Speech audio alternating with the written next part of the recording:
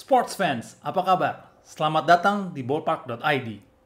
Pada video kali ini kita akan membahas soal laporan mengenai keterlibatan Roman Abramovich dalam beberapa transaksi keuangan yang mencurigakan yang dikutip dalam The FinCEN Files. Kita juga akan membahas mengenai third party ownership dalam sepak bola dan kaitannya dengan situasi Roman Abramovich dalam The FinCEN Files.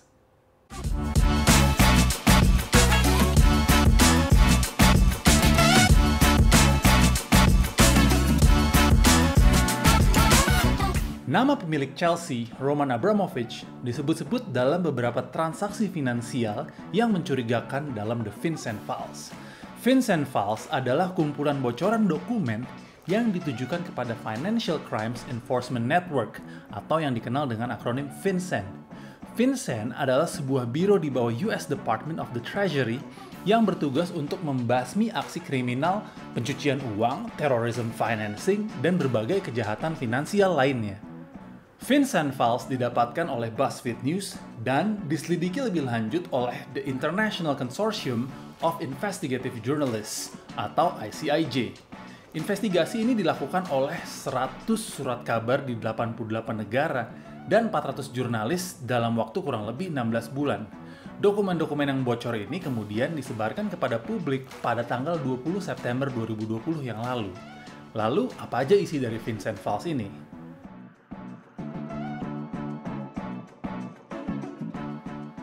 FinCEN Files berisi sejumlah data yang menggambarkan lebih dari 200.000 transaksi finansial yang mencurigakan dengan nilai melebihi 2 triliun US dollar yang dilakukan dari 2007 sampai 2017.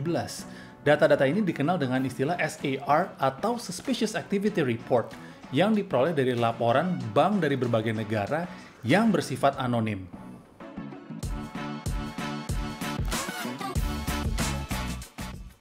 Sebuah dokumen SAR dalam FinCEN Files mengungkapkan bahwa Abramovich adalah pemilik dari sebuah perusahaan yang bernama Leiston Holdings. Leiston Holdings adalah sebuah offshore company yang merupakan badan hukum British Virgin Islands. Sehubungan dengan Leiston Holdings, ini sebenarnya bukan pertama kali nama perusahaan ini disebut dalam berita mengenai skandal-skandal yang terjadi di dunia sepak bola. Tahun 2018, koran Jerman Der Spiegel merilis sebuah laporan mengenai kaitan dari Leiston Holdings dan agen pemain kelas kakap Pinhas Zahavi. Menurut Der Spiegel, ada banyak investor yang merupakan kliennya Zahavi yang berinvestasi pada transaksi-transaksi pemain yang didasarkan pada third party ownership yang dinyatakan ilegal oleh FIFA. Leiston Holdings disebutkan sebagai perusahaan yang perannya adalah menutupi identitas dari para investor yang urunan buat transaksi-transaksi berdasarkan TPO ini. Selain itu, Leiston Holdings juga terlibat dalam kepemilikan hak ekonomi atas pemain Serbia, Lazar Markovic. Teman-teman yang suka Liverpool pasti familiar lah ya sama namanya Lazar Markovic. Pada tahun 2014, Markovic dibeli oleh Liverpool dari Benfica dengan harga 25 juta euro. Separuh dari harga tersebut nggak diterima oleh Benfica, melainkan masuk ke kantongnya Leiston Holdings. Ini karena 2 tahun sebelum Markovic dibeli oleh Liverpool, Leiston Holdings membeli 100% dari hak-hak transfer Partizan Belgrade, klubnya pada waktu itu, dengan harga 7 juta euro. Setahun setelahnya, Markovic dijual Partizan ke Benfica dengan harga 6,25 juta euro. Semuanya itu masuk ke kantongnya Leiston Holdings. Jadi bayangin aja, dalam 2 tahun, perusahaan ini berhasil meraup untung dari investasi sebesar 7 juta euro dengan memperoleh pemasukan sebesar 18,75 juta euro. Oke, itu dulu ya mengenai Leiston Holdings. Sekarang kita balik dulu ke Roman Abramovich. Dalam laporan SAR yang dibuka dalam FinCEN Files tadi, ada sebuah bank yang melaporkan sejumlah aktivitas pembayaran oleh sejumlah shell companies yang dimiliki oleh Roman Abramovich. Sebagian transaksi tersebut dilakukan dari sebuah perusahaan yang berbasis di negara Siprus dan berujung pada pembayaran ke beberapa perusahaan.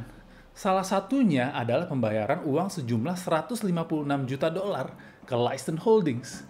Ngerinya, menurut laporan BBC, nggak hanya Leiston Holdings, perusahaan asal Siprus yang melakukan banyak pembayaran mencurigakan tersebut ternyata juga miliknya Roman Abramovich. Masih menurut FinCEN Files, Pada 2011, Leisten Holdings dilaporkan telah mengakuisisi 50% dari hak ekonomi atas seorang pemain bernama Andre Carrillo. Carrillo adalah pemain asal Peru yang sekarang bermain untuk Al Hilal di Arab Saudi. Dalam skema ini, Leisten memberikan pembiayaan kepada Sporting Lisbon ketika Sporting mengambil Carrillo dalam skema pinjaman dari klub sebelumnya, Alianza Lima. Berkat investasi ini, Leisten punya piutang dari Sporting setidaknya sebesar 2,6 juta euro. Hal ini bahkan dinyatakan jelas oleh Sporting Lisbon dalam laporan keuangannya pada tahun 2015 yang lalu.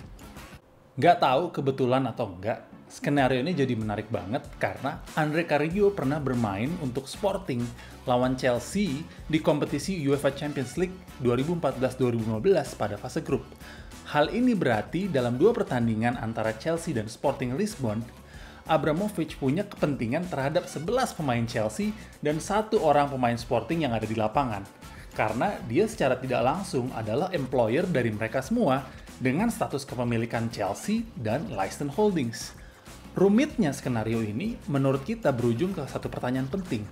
Apakah posisi Abramovich ini merupakan pelanggaran terhadap peraturan FIFA terkait third party ownership? Sebelumnya, kita bahas dulu ya secara singkat mengenai third party ownership.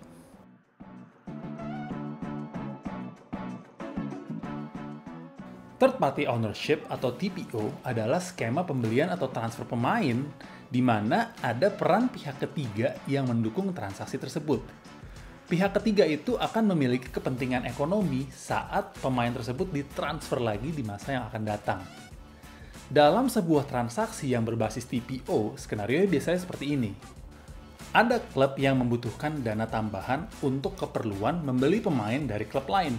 Klub ini kemudian menerima bantuan dana dari pihak ketiga untuk melakukan pembelian pemain tersebut.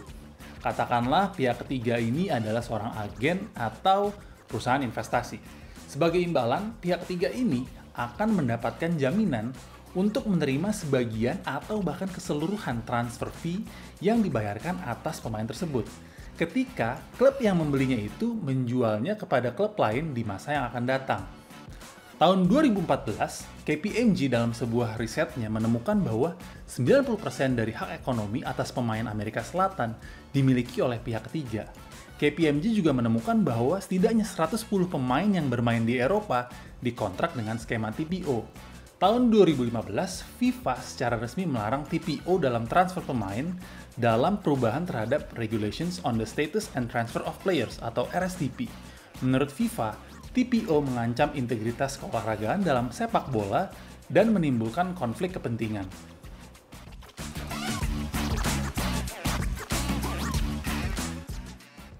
Jadi, Abramovich melanggar aturan FIFA soal TPO nggak? Tergantung, karena pembuktiannya rumit dan bergantung pada beberapa faktor. Yang pertama, soal kapan transaksi tersebut dilakukan. Dalam laporan BBC mengenai Vincent Valls, disebutkan bahwa transaksi yang dilaporkan terjadi dalam periode 2007 hingga 2017. Larangan TPO diberlakukan oleh FIFA di tahun 2015. Sementara transaksi yang dilaporkan dalam The Vincent Valls terjadi sampai 2017. Kurang lebih ada 2 tahun di mana semua transaksi berbasis TPO adalah satu hal yang ilegal dalam sepak bola. Yang kedua, keabsahan dokumen Vincent Valls untuk dijadikan alat bukti dalam persidangan yang diselenggarakan berdasarkan aturan FIFA.